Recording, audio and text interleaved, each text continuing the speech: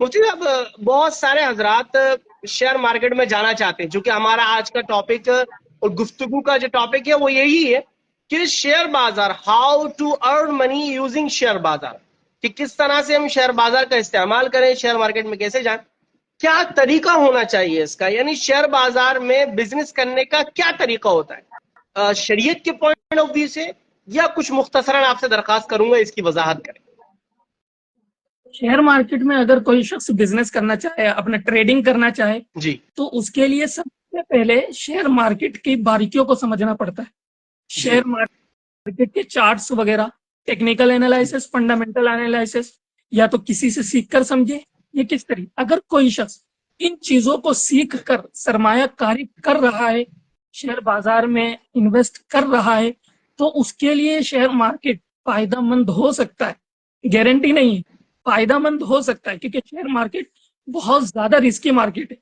بہت زیادہ اتار چڑھاؤ ہوتا ہے اس کے اندر۔ اس وجہ سے اگر کوئی شخص شیئر مارکیٹ کی باریکیوں کو سمجھتا ہے اور اس کے اوپر پورا علم حاصل کیا ہوا ہے، اپنے اوپر اعتماد ہے، اس کے پاس اتنا پیسہ ہے کہ اگر وہ اس نقصان کو برداشت کر لے تو پھر شیئر مارکیٹ میں جائے، ورنہ شیئر مارکیٹ میں جانے کی چندہ ضرورت نہیں۔ صحیح، بہت احتیاط کرنا پڑتا ہے۔ کچھ چیزیں ہوں گی مفتی صاحب جن کو ہمیں، مطلب جیسے آپ نے تو کچھ وضاحت کی، لیکن کچھ اور چیزیں کہ بھائی کمپنی کے، جب کمپنی کی کیا چیز ہمیں جاننا چاہیے، کن چیزوں سے ہمیں پہلے معلومات ہونا چاہیے، اس کے بعد پھر ہم انٹری مار سکتے ہیں۔ کچھ آپ کے اگر ذہن میں ہو تو کچھ وضاحت کیجیے مجھے۔ کمپنی کا جو چارٹ رہتا ہے عموماً ٹیکنیکل انالائسس میں جب ہم جائیں گے دیکھیں گے تو وہاں پہ ایک جی ایرو بنا ہوا رہتا، اوپر نیچے ہوتا رہتا۔ تو جب کمپنی میں جی جی زیادہ لوگ شیئر کو فروخت کرتے ہیں، شیئر کو، کسی کمپنی کے شیئر کو زیادہ لوگ فروخت کرتے ہیں، تو اس سیل کمپنی کا کرتے ہیں بھاؤ زیادہ۔ نیچے آتا ہے، بھاؤ نیچے آتا ہے۔ تو جب جی جی زیادہ لوگ فروخت کریں گے، بھاؤ نیچے آئے گا، جب شیئر کی قیمت کم ہوں گی وہاں خریدتے ہیں شیئر کو۔ اب جب زیادہ لوگوں کی جانب سے خریداری کا ڈیمانڈ آتا ہے کہ کوئی شخص اس کمپنی کے شیئر کو خریدنا چاہ رہا ہے، لیکن اس کمپنی کے پاس سیلری نہیں ہے، کوئی شیئر بیچنا ہی نہیں چاہ رہا ہے، تو وہاں شیئر کی قیمت اوپر کی طرف جاتی ہے، شیئر کی قیمت بڑھتی ہے۔ تو اس وجہ سے جہاں شیئر کی قیمت نیچے کی طرف آئے تو کم ہو، وہاں شیئر کو خریدنا چاہیے، اور جہاں اوپر کی طرف جائے وہاں شیئر کو بیچنا چاہیے۔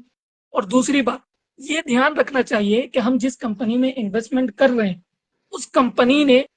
قرضہ کتنا لیا ہے اپنے کاروبار کو چلانے کے لیے، اور قرضہ لیا ہے تو کیا قرضے کو وقت پر ادا کرنے کی صلاحیت رکھتی ہے، اس کے پاس اتنا اثاثہ ہے جس کو balance sheet, profit and loss account وغیرہ کے ذریعے سمجھا جا سکتا ہے۔ اس لیے یہ بہت زیادہ ٹیکنیکل چیزیں ہوتی ہیں،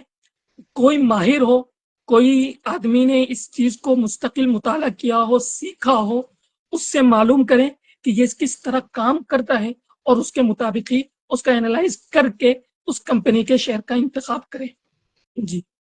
جی مفتی صاحب، جزاک اللہ۔ اور میں بتا دوں حضرات کو، فروخت کا مطلب سیل ہوتا ہے، اور مفتی صاحب نے کافی اچھے انداز میں بتایا کہ کمپنی کی ویلیو جب بڑھتی ہے، جب لوگ زیادہ شیئر خریدتے ہیں،